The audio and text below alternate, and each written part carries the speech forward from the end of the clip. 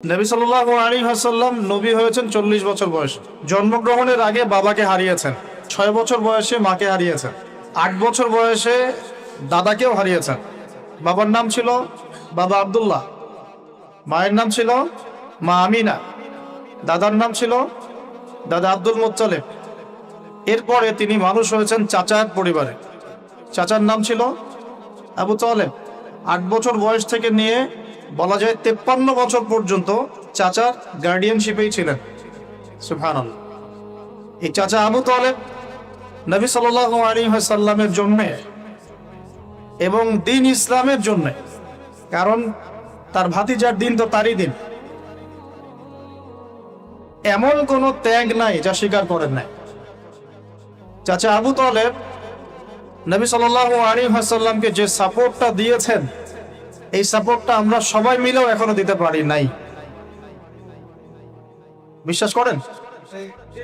যে সাপোর্টটা নবী সাল্লাল্লাহু আলাইহি ওয়াসাল্লামকে চাচা আবু তালেব দিয়েছেন, এই সাপোর্ট আমরা সবাই মিলেও তাকে দিতে পারি নাই। চাচা আবু তালেব শেষ পর্যন্ত কালিমা পড়েন নাই।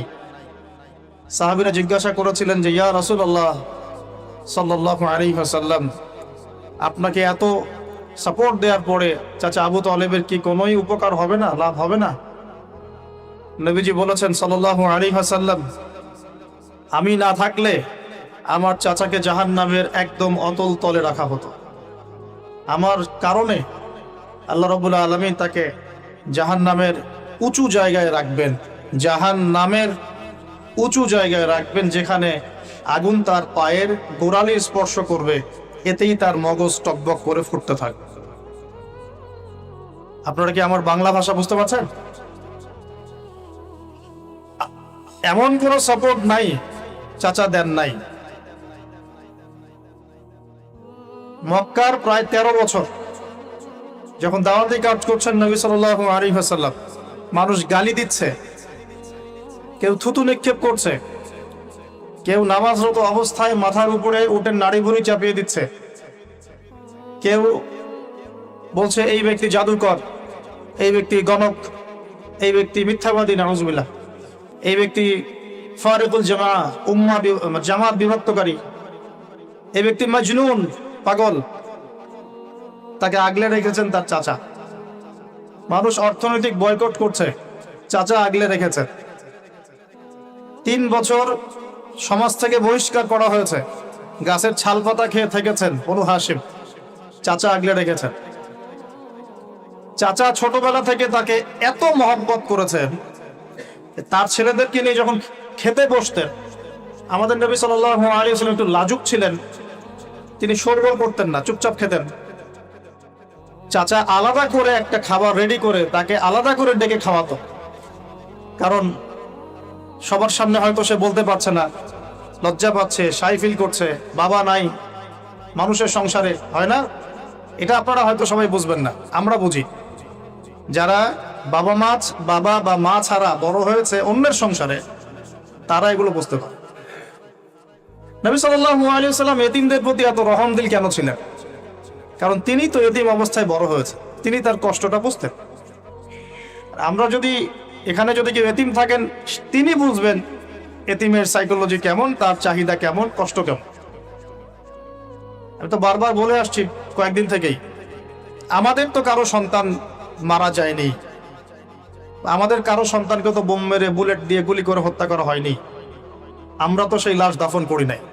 তাহলে আমরা কিভাবে প্যালেস্টাইনের মাজলুম ভাইদের আর্তনাদ আমাদের কান পর্যন্ত পৌঁছাবে? কিভাবে পৌঁছাবে না, পৌঁছালেও কলব পর্যন্ত পৌঁছাবে না।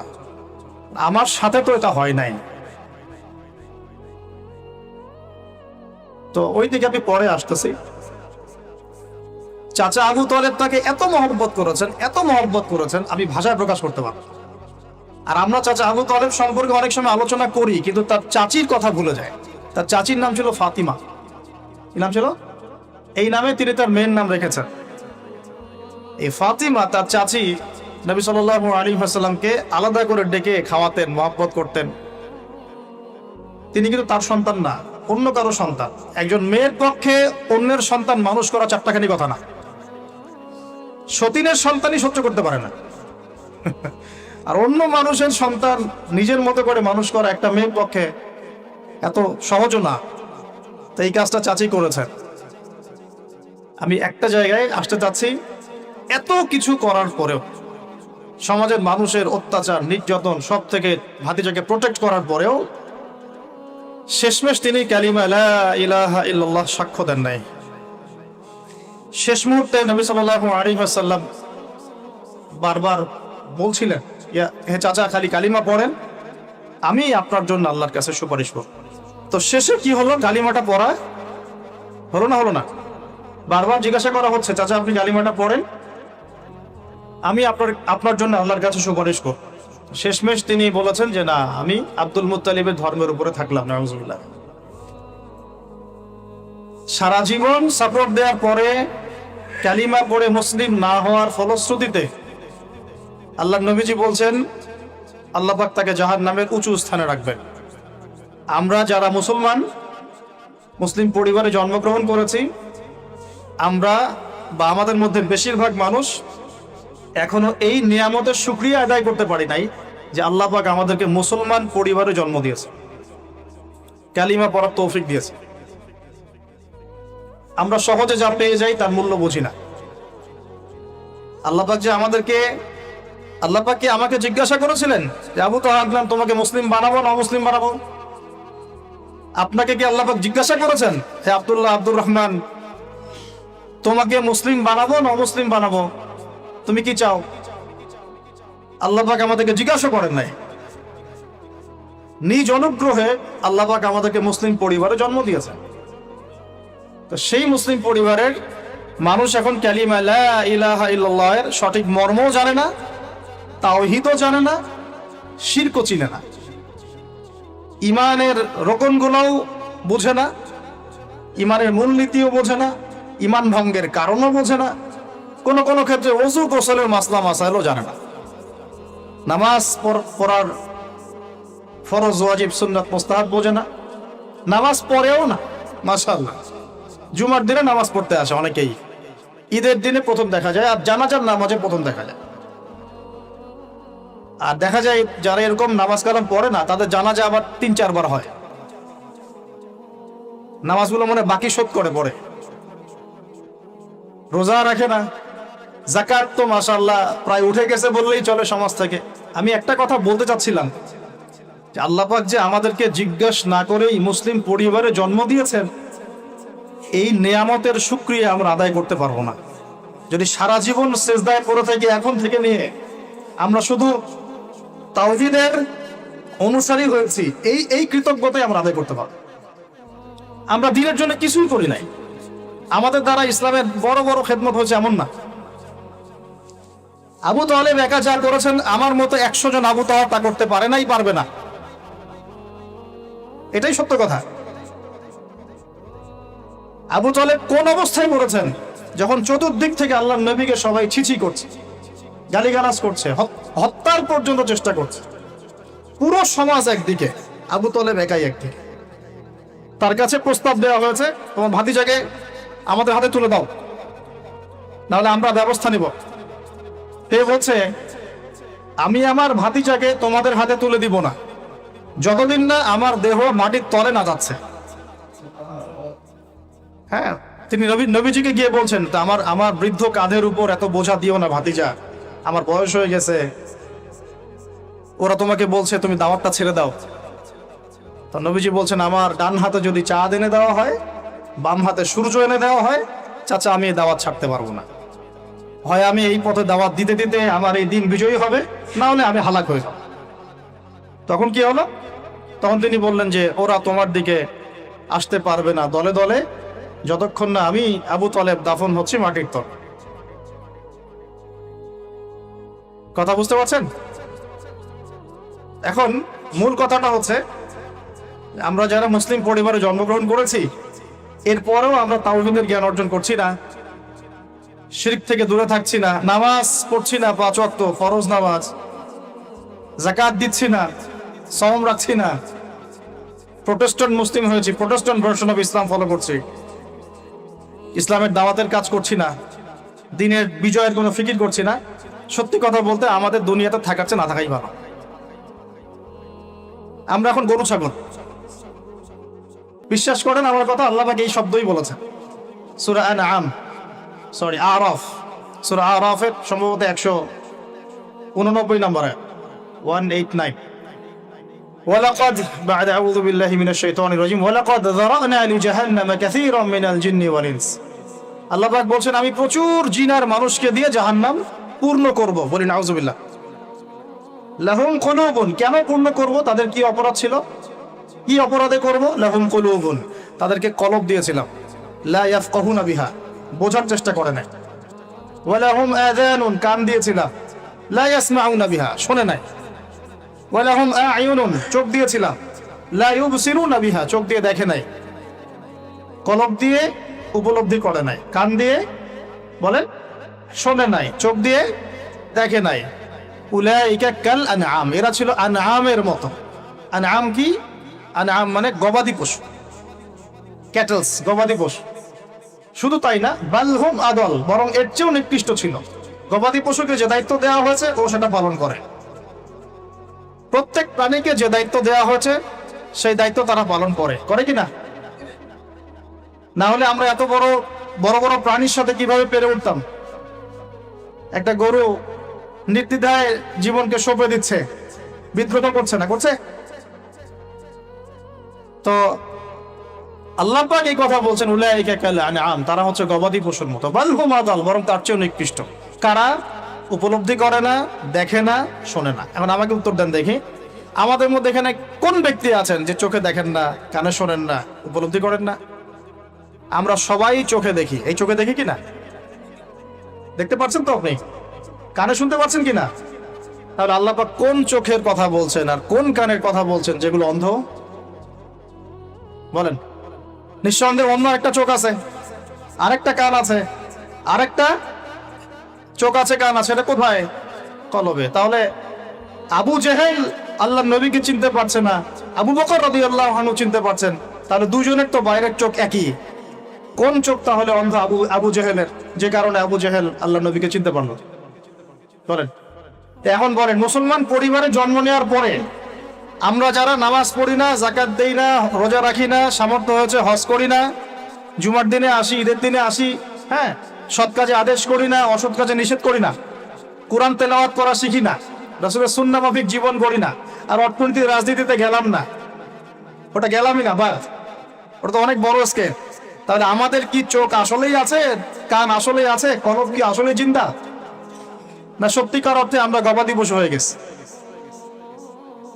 আত্মপর্যালোচনা করতে হয়। তো আত্মপর্যালোচনা, মোরাকাবা মানে হচ্ছে আত্মপর্যালোচনা, নিজেদেরকে নিয়ে ভাবতে হবে। তো এখন আপনি আমাকে উত্তর দেন, যেই মুসলমান নামাজ পড়ে না, রোজা রাখে না, দাওয়াতের কোনো মেহনত নাই, দিন প্রতিষ্ঠার সংগ্রাম নাই, কোরআনও তেলাওয়াত করতে জানে না, আল্লাহর পথে সদকা করে না, তাওহীদের জ্ঞান নাই, শিরকের জ্ঞান নাই, সুন্নতের জ্ঞান নাই, বেদাতের জ্ঞান নাই, ঈমান ভঙ্গের কারণ জানে না, ওযু করার মাসালাও জানে না, তো এই মুসলমান সারা বিশ্বে মার খাবে না তো কারা খাবে?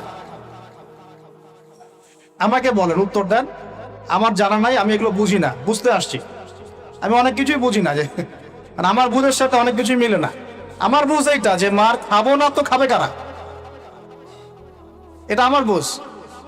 এখনো যে আমরা বসে আছি এখানে খাই নাই, সেটাই তো আল্লাহ পাকের রহমত। অনেক আগেই তো আল্লাহর গজব আসা উচিত ছিল।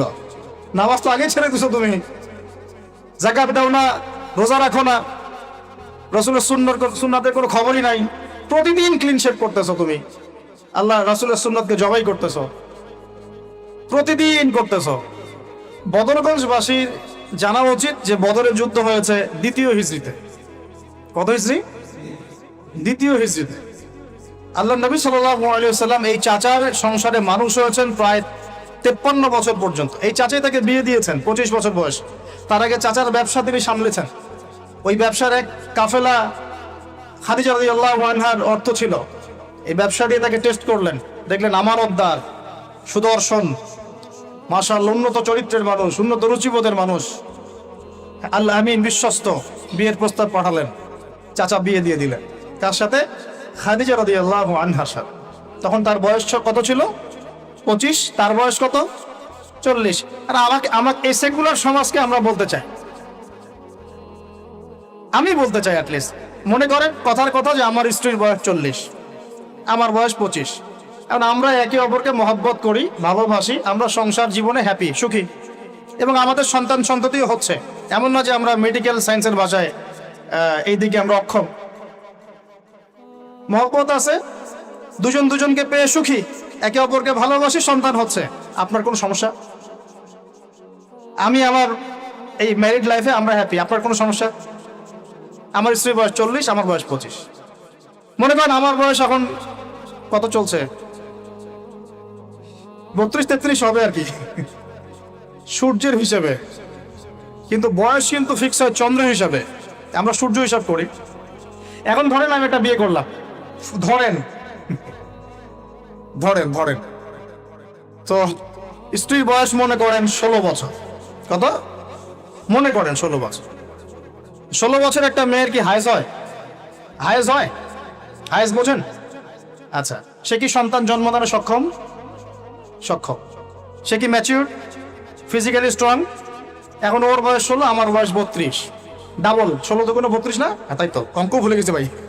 আচ্ছা, এখন ও আমার সাথে হ্যাপি, আমি তার সাথে হ্যাপি, সন্তান জন্ম হচ্ছে, দুজন সুখে আছি, মহব্বতের সাথে আছি, সুস্থ আছি, কোনো সমস্যা আপনার? তো এই হলো অবস্থা, সার্কাস। এখন এই 16 বছরের মেয়ে, আপনার মেয়ে, আপনি বিয়ে দিতে পারবেন না। বলবেন যে আপনি রাষ্ট্র আইনের বিরুদ্ধে কথা বলছেন। না, আমি বিরুদ্ধে কথা বলছি, আমি বোঝাচ্ছি যে এটা কতটা অসার একটা আইন। 16 বছরের একটা মেয়ে যদি জেনা করে, আপনি উৎসাহিত করছেন। 16-17 বছরের মেয়েরা জেনা করে না? স্কুলে, কলেজে, বিশ্ববিদ্যালয়ে, এইখানে ওইখানে, এর বিরুদ্ধে আপনার ব্যবস্থা কি, অ্যাকশন কি? কিন্তু 17 বছর একটা মেয়ে যদি বিয়ে করে, আপনি তো কাজীকে ধরে জেলে দিয়ে দিবেন একেবারে। এখন বলেন এটাকে আমি মানতে বাধ্য? এখন জোর করে চাপাই দিলেন, ল করে দিলেন, মানতে বাধ্য হয়ে গেলাম। তা আসলে কি কোরআন সুন্নাহ সমর্থিত হলো? এখন জবাব দিবেন আল্লাহর কাছে আপনি। জনগণ কিছুই বলতে পারবে না। আমরা শুধু জ্ঞানতাত্ত্বিক একটা ডিবেট করলাম এবং আপনাকে দেখালাম যেটা একটা অসার। তারপরেও যেটা হয়েছে হোক, অ্যাটলিস্ট বিয়েটা সহজ করলে ভালো হতো। বিয়েটা কঠিন হয়ে গেছে, এই জন্য এটা জেনার রাস্তা বেছে নেয়। তো আমরা জেনাকে উস্কে দিচ্ছি। আরে ভাই, 16-17 বছর তো দূরের কথা, এখন 13-14 বছরের মেয়েরাই দেখবেন ঠিক নাই। আপনি মনে করেন এখনকার স্কুল কলেজের মেয়েগুলো খুব দুধে ধোয়া তুলসী পাতা? যখন 15 বছর আগে যে যুগটা ছিল, 20 বছর আগে, আর এখন তো আর অনেক আপডেটেড। এখন ওরা ওইসবে বিশ্বাসী না, গল্প করে যে কার কয়টা। তার বয়স তখন 40, আমাদের নবীজির বয়স 25, ম্যারিড জীবনে হ্যাপি, 6টা সন্তান হয়েছে। কয়টা? আর নবী সাল্লাল্লাহু আলাইহি ওয়াসাল্লাম খাদিজা রাদিয়াল্লাহু আনহার কাছ থেকে যে মমতা, যে ভালোবাসা, যে সাপোর্ট পেয়েছেন, এটা বিরল। এই যুগে এমন মেয়ে পাওয়া হয়তোবা সম্ভব, কারণ এই যুগে তো আমরাও সাহাবীদের মতো না। আমরা যদি সাহাবীদের মতো না হতে পারি, আমরা মহিলা সাহাবীদের মতো স্ত্রী আশা করি কিভাবে? নবী সাল্লাল্লাহু আলাইহি ওয়াসাল্লামের কাছে সমাজের জাহিলিয়াত ভালো লাগে না।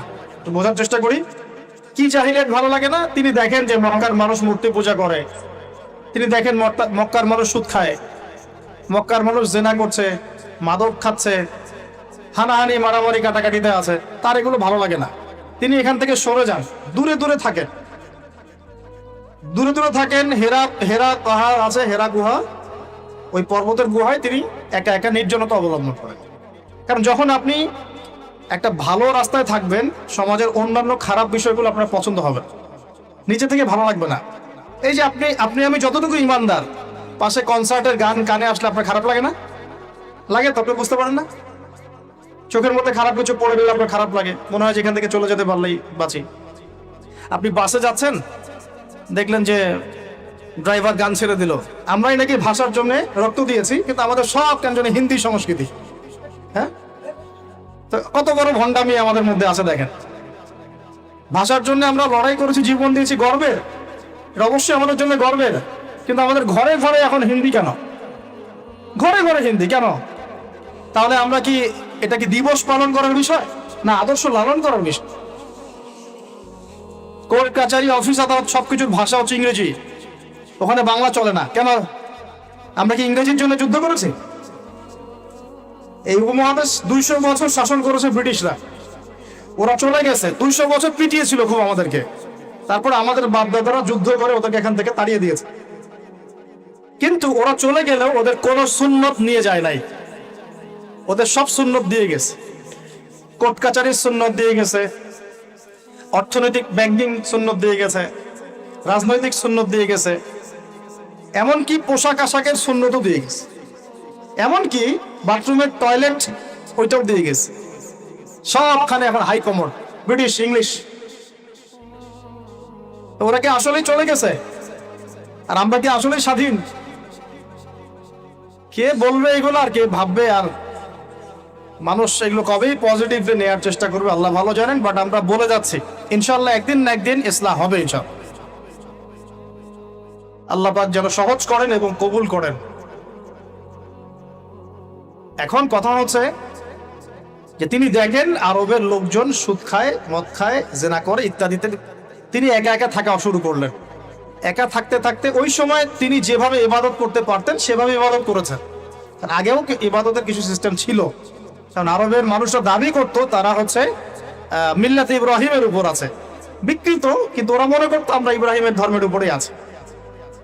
এখন 40 বছর বয়সে নবী সাল্লাল্লাহু আলাইহি ওয়াসাল্লামের কাছে প্রথম ওহীটা চলে আসলো। প্রথম ওহী কি ছিল ভাই? কোন সূরা? সূরা আলাকের কত নম্বর আয়াত?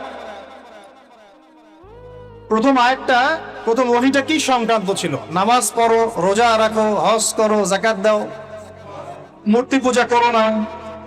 কি বলেছেন আল্লাহ পাক? ইকরা বিসমি রাব্বিকাল্লাযী খালাক। হে নবী, কথাটা বুঝুন, হে নবী মুহাম্মদ সাল্লাল্লাহু আলাইহি ওয়াসাল্লাম, আপনি যেগুলো দেখে ব্যথিত, যে সমাজটার এই যে জাহেলিয়াত আপনি দূর করতে চান, যাদেরকে নিয়ে আপনি চিন্তাগ্রস্ত, আপনার কাছে ভালো লাগে না এই জাহেলিয়াত গুলো, এগুলোকে দূর করতে হলে আগে পড়াশোনা করতে হবে, জ্ঞান লাগবে। আগে কি লাগবে? ওই জায়গায় মুসলমানরা পিছিয়ে পড়ার কারণে আজকে এই অবস্থা হচ্ছে।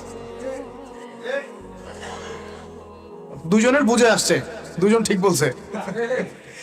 ওই ইকরা বিসমি রাব্বিকাল্লাযী খালাক, এই পড়াশোনা থেকে আমরা পিছিয়ে পড়েছি বলেই আমাদের আজকে অবস্থা হচ্ছে। বলছেন, এখন বলবেন যে আমরা তো পড়াশোনা করছি, সাক্ষরতার হার তো আমাদের 80, 67, 77 এরকম আর কি। তো সত্যি কি পড়ছি? ইকরা বিসমি রাব্বিকাল্লাযী খালাক অর্থ হচ্ছে পড়ুন আপনার রবের নামে, যিনি আপনাকে, যেই জ্ঞান আপনাকে আপনার স্রষ্টার দিকে নিয়ে যাবে সেটাই তো জ্ঞান। এখনকার আমাদের জ্ঞানগুলো কি সত্যি আমাদেরকে আল্লাহর দিকে নিয়ে যাচ্ছে নাকি আল্লাহ থেকে দূরে সরাচ্ছে? তাহলে বোঝেন। এখন আপনি যদি বলেন যে তাহলে কি আপনি শুধু মাদ্রাসা শিক্ষাকেই সমর্থন করছেন, জেনারেল শিক্ষা সমর্থন করছেন না? আমি বলবো না, আমি নিজেও জেনারেল শিক্ষিত একজন মানুষ, আমরা অনার্স মাস্টার্স করেছি এবং আমরা কখনো সেকেন্ড হইনি আলহামদুলিল্লাহ, কয়েকবার ছাড়া। তো আমরাও জানি ব্যাপারগুলো কি। আমরা জেনারেল শিক্ষার উপকারী শিক্ষাগুলোকে সমর্থন করি, কিন্তু কোরআন এবং সুন্নাহ ইসলামের মূল শিক্ষাটাকে বাদ দিয়ে এই জেনারেল শিক্ষা আমার কোনো উপকার করবে না। আবার একই সাথে কোরআন এবং হাদিস এই দুটাতে দক্ষ হয়েও যদি আমরা বর্তমান বিশ্বের উপকারী জ্ঞানগুলো অর্জন করতে ব্যর্থ হই, তখন কোরআন সুন্নাহকে হাতে নিয়েও এই বিশ্বকে চ্যালেঞ্জ করতে পারবো। তাহলে দরকার কি? সমন্বয়। এই সমন্বয় হওয়া উচিত ছিল আজকে থেকে 50 বছর আগেই। এখন আমাদেরকে এগুলো নিয়ে কথা বলতে হচ্ছে, এটাই দুঃখজনক। যেখানে শিক্ষা প্রতিষ্ঠান আছে, রাষ্ট্রীয় নিয়ন্ত্রণাধীন প্রতিষ্ঠানে হয়তো আপনি ইন্টারফেয়ার করতে পারবেন না, কিন্তু ব্যক্তিগত উদ্যোগে যত শিক্ষা প্রতিষ্ঠান আছে এগুলোতে ইসলামিক শিক্ষা এবং জেনারেল শিক্ষা দুটাকে সমন্বয় করার চেষ্টা করে। আল্লাহ পাক তৌফিক দান করুন। দেখবেন আগামী 10 বছরের মধ্যে একটা আলোকিত প্রজন্ম গড়ে উঠবে ইনশাআল্লাহ। আমার ছেলে বাংলা, ইংরেজি, অঙ্ক সব শিখবে, এদিকে হাফেজে কোরআন হবে, আরবি ভাষা শিখবে, আরবি ব্যাকরণ শিখবে, হাদিসের ইবারত করার যোগ্যতা অর্জন করবে, মুতাআলা করবে। মাশাআল্লাহ, একদিন দেখা যাবে সে কোরআন সুন্নাহর জ্ঞানেও দক্ষ হয়েছে, এদিকে সে ডক্টর হয়েছে, মাশাআল্লাহ, সে ইঞ্জিনিয়ার হয়েছে, পাইলট হয়েছে, সেনাবাহিনীর মেজর কর্নেল হয়েছে। সম্ভব না? অনেক ডক্টর দেখবেন যে 50 বছর বয়স হওয়ার পরে ইসলামের দিকে এসে চর্চা করা শুরু করে, তারপরে দিনের দিকে হেদায়েত হয়ে দিনের উপকারে কাজ করছে। অনেক ইঞ্জিনিয়ার সাহেব এই কাজ করছেন, অনেক অনেক আর্মি অফিসার, র্যাবের, পুলিশের, বিজিবি, তারা দেখবেন যখন রিটায়ার্ড করে বা যখন মানে সিনিয়র হয় তখন গিয়ে চর্চা করা শুরু করে, এবং তখন তারা আবার দিনের জন্য অনেক কিছু করতেও চায়, করে, অনেকে করে না। তারা কি অমুসলিম নাকি? তারা তো আমাদেরই ভাই, আমাদের ভাই না? শোনেন, যদি বাংলাদেশ রাষ্ট্রীয়ভাবে কখনো জিহাদে যায় কুফফারদের বিরুদ্ধে, তাহলে আমরা যাব না তারা যাবে? যাবে তো তারাই। জি, আপনি যাবেন না, যাবে তো তারাই। আপনার আমার কি প্রশিক্ষণ আছে? যদি বাংলাদেশে কোনো মনে করেন যে 100% ইসলামী জ্ঞানে পরিপূর্ণ কোনো নেতা আসছে, আমির, রাষ্ট্রীয় আমির, এখন সে চিন্তা করলো যে আমি এই ইহুদিদের বিরুদ্ধে সৈন্য পাঠাবো, ভাবতে পারে কি পারে না? 73 সালে 6টা মুসলিম দেশ সৈন্য পাঠিয়েছিল, মিশর ছিল, জানেন না আপনারা এগুলা ইতিহাস? 6 দিনের যুদ্ধ। তো যাই হোক, তো ধরেন বাংলাদেশ এমন একজন নেতার আন্ডারে আছে, যেই নেতা বললো ঠিক আছে আমিও পাঠাবো, আমার এখান থেকেও 2000 সৈন্য যাবে। তখন কিন্তু ওই 2000-এর মধ্যে আপনি থাকবেন না, থাকবে ওই আর্মি অফিসারই, ওই বিজিবি, ওই র্যাব, ওই পুলিশ, ওই ভাইরাই। তারা আমাদের ভাই না? তাদেরকে মেসেজটা পৌঁছাতে হবে যে আপনারা পরিপূর্ণ ইসলামের সামনে আত্মসমর্পণ করেন, ইনশাআল্লাহ আল্লাহ পাক দুনিয়াতেও সুখী করবেন, পরকালেও সুখী করবেন। আমরা দোয়া করবো, দোয়া। আপনারা কখনো একটা রাষ্ট্রের মধ্যে জাতিগত বিভাজনে যাবেন না, জাতিগত বিভাজনটা খুব খারাপ। এতে করে রাষ্ট্রের অভ্যন্তরীণ যে স্থিতিশীলতা নষ্ট হয়ে যায়। আমরা আলহামদুলিল্লাহ ইসলামকে তো ভালোবাসি, মহব্বত করি, পারি না পারি আমাদের মন তো ব্যথিত হয়, হয় না? এটা আল্লাহ পাক দেখছেন ইনশাআল্লাহ, আল্লাহ পাক ওই অনুযায়ী আমাদেরকে প্রতিদান দিবেন ইনশাআল্লাহ। তবে চেষ্টা আরো বাড়াতে হবে। এই চেষ্টা বাড়ানোর কথা বলতে এখানে আসছি। আল্লাহ নবীর মন খারাপ, তখন ওহী এসেছে। ওহী প্রাপ্ত হওয়ার পরে নবী সাল্লাল্লাহু আলাইহি ওয়াসাল্লাম একটু ভীত, একটু সন্তুষ্ট। লাকাদ খাশিতু আলা নাফসি। বাংলাদেশে যত সিরাতের বই আছে না, তার 80% সিরাতের বই আপনি পাবেন যে ওই সময় নবী সাল্লাল্লাহু আলাইহি ওয়াসাল্লাম এতটা ভীত সন্তুষ্ট হয়ে গিয়েছিলেন, কয়েকবার তিনি চিন্তা করেছেন যে আমি পাহাড়ের উপর উঠে নিজেকে শেষ করে ফেলবো। এটা নিয়ে তো বিশাল ইস্যু সৃষ্টি করে ফেলছে বাংলাদেশে। হ্যাঁ, আর রাহিকুল মাকতুম বলেন, আর যে কোনো বড় বড় সিরাতের গ্রন্থ বলেন, এটা যদি লিখা না থাকছে আমি বক্তব্য দেওয়া ছেড়ে দিব। বাসায় গিয়ে দেখেন, চেক করে, রাইটাররা লিখেছেন, এটা আমাদের কথা না। কয়েকবার তিনি পাহাড়ের উপর উঠে চিন্তা করেছেন যে আমি যা দেখলাম, ফেরেশতা এসেছে আমাকে জড়িয়ে ধরেছে, আমাকে বলছে পড়ুন, আসলে ব্যাপারটা কি, আমি কি মানে সঠিক আছি না ভুল হচ্ছে? মানসিক একটা পেরেশানির মধ্যে তিনি ছিলেন। তখন কয়েকবার নিজেকে শেষ করে ফেলার চেষ্টাও করেছেন। যখনই তিনি উঠেছেন তখনই জিবরাইল আলাইহিস সালাম সামনে এসেছে। ইয়া মুহাম্মদ, আপনি পাগল নন, আনতা রাসূলুল্লাহ ওয়া আনা জিবরিল। হে মুহাম্মদ, আপনি পাগল নন, আপনি হচ্ছেন আল্লাহর মনোনীত রাসূল, আর আমি জিবরাইল, আপনি বিচলিত হবেন না। আরো একদিন আবার জিবরাইল আলাইহিস সালাম হাজির। এভাবে হতে পারে তিনি আশ্বস্ত হলেন যে হ্যাঁ, আসলে যা হচ্ছে সব সঠিক। এটা কি একটা বড় পাওনা না? এরপরে তিনি বাসায় আছেন, বেশ কয়েকদিন ওহী আসা বন্ধ আছে। আল্লাহ পাক প্রস্তুত করছেন তাকে, কারণ ব্যাক টু ব্যাক ওহী আসতে থাকলে এটা একটা ওয়েট আছে, নেয়ার মতো ক্ষমতাকে তৈরি হতে হয়। তো দ্বিতীয় ওহীটা আসছে, এটা আমি একটু আলোচনায় টাচ করে সামনে যাব। তিনি কম্বল দিয়ে ঘুমিয়ে আছেন, আল্লাহ পাক ওহী পাঠালেন। যখন ওহী পাঠাচ্ছেন, খাদিজা রাদিয়াল্লাহু আনহা দেখছেন যে নবী সাল্লাল্লাহু আলাইহি ওয়াসাল্লাম একটু অস্বাভাবিক আচরণ করছেন। তিনি বলছেন আপনি শুয়ে পড়েন, রেস্ট নেন। নবীজি বলছেন আমার এখন রেস্ট নেওয়ার সময় নাই, আল্লাহ পাক আমাকে বলেছেন ইয়া আইয়ুহাল মুদ্দাসসির, হে কম্বল আবৃত রাসূল, কুম, উঠে দাঁড়ান, ফানজির, মানুষকে সতর্ক করেন। তো কুম ফানজির অর্থ মানে এই না যে বিছানা থেকে উঠে মাটিতে দাঁড়ানো, মানে হচ্ছে আপনার কাছে যা আসছে এটা সত্য, এটা দ্বীনে হক, আল্লাহর পক্ষ থেকে আসছে। অতএব আপনি এই সত্যের বাণী নিয়ে সমাজের মধ্যে দাওয়াতি কাজে নেমে পড়েন। ফানজির, মানুষকে সতর্ক করেন। রব্বাকা ফাকাব্বির, আপনার রবের তাকবীর পাঠ করেন। ওয়া সিয়াবাকা ফাতাহহির, আপনার কাপড় পরিচ্ছন্ন রাখেন। কাপড় মানে শুধু বাইরের পোশাক না, ভিতরের হৃদয়ের পোশাকটাও। ওয়ারুজা ফাহজুর, যত অনর্থক বিষয় আছে ছেড়ে দেন।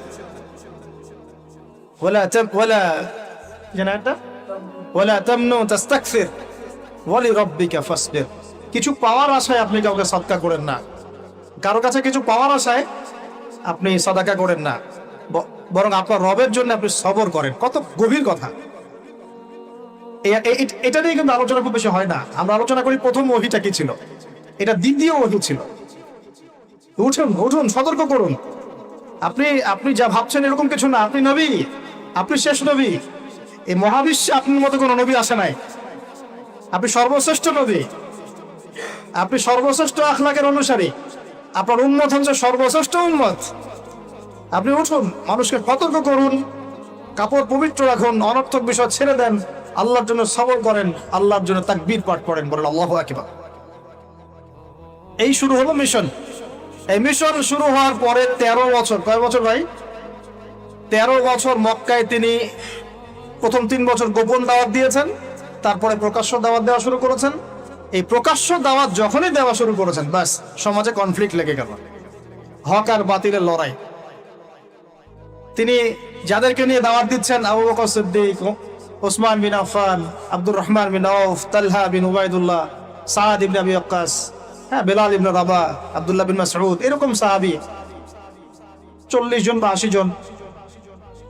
আর নিজের ঘরে আছে স্ত্রী আলী ইবনে আবি তালেব, যায়েদ ইবনে হারেসা, জাফর বিন আবি তালেব। আর এই দাওয়াত যখন চলতে লাগলো, সমাজের মানুষ প্রকাশ্য রূপ যখন ধারণ করলো, এই পক্ষে আছে আবু জেহেল, আবু লাহাব, উতবা, শাইবা, রাবিআ, আশরাক বিন শারিক, এরকম কিছু মানুষ। ঠিক আছে, এমন কনফ্লিক্ট যে এটা কিছুতেই মিউচুয়াল হচ্ছে না, কিছুতেই হচ্ছে না। সিরাত পড়তে হবে আপনাদেরকে, একটা লেকচারে সবকিছু তো বলা যাবেই না, সময় আমাদেরকে অ্যালাউ করবে না, পাশাপাশি আমারও এনার্জি কুলাবে না। ঠিক আছে, এমন কোনো কষ্ট নাই যা তাকে দেয়া হয় নাই, সাহাবীদেরকে দেয়া হয় নাই। অর্থনৈতিক বয়কট, উত্তরাধিকার থেকে বঞ্চিত করা, বাড়ির থেকে পিটিয়ে বের করে দেয়া, হ্যাঁ, উল্টা ঝুলায় লটকায় রাখা, আমাদের রিমান্ডগুলোর মতো, শারীরিক নির্যাতন, মানসিক কষ্ট তো আছেই। তো মানসিক কষ্ট তো আছেই, বলার তো আর অপেক্ষা রাখে না। তারপরে কেউ বেচাকেনা করবে না, চলাফেরা করবে না, সামাজিক বয়কট। রাস্তা দিয়ে গেলে মানুষ টিটকারি মারে, এই যে পাগল যাচ্ছে, এই যে জাদুঘর যাচ্ছে। ব্যাপারটা বোঝার চেষ্টা করেন।